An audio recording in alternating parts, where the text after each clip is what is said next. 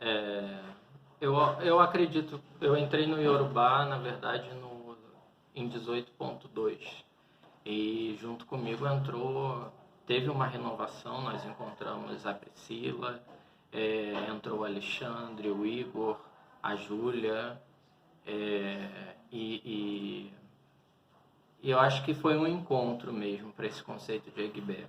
Nós nos aproximamos bastante, nós nos doamos muito para construir o Iorubá.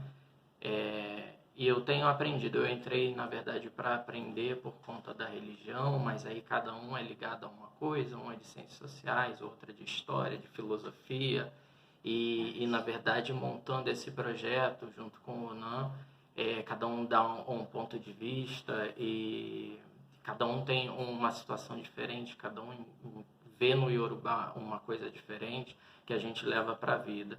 E para mim, ajudar a construir uma identidade de que eu passei a me ver com uma identidade diferente, uma identidade em construção, isso é muito importante.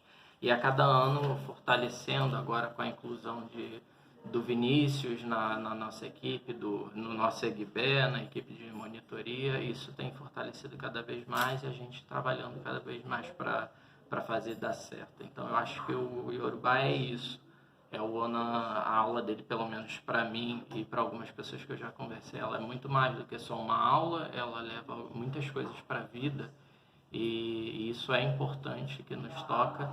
E a gente trabalha muito para isso. Fazemos o projeto Iorubá com sites, com acompanhamento em Facebook, no WhatsApp, mandando e-mail, compartilhando materiais. O conceito de Egbé é dentro de sala de aula, é fora, e nós pretendemos levar o Iorubá para fora cada vez mais, o máximo possível, em projetos além da UFRJ mesmo. Acho que é isso.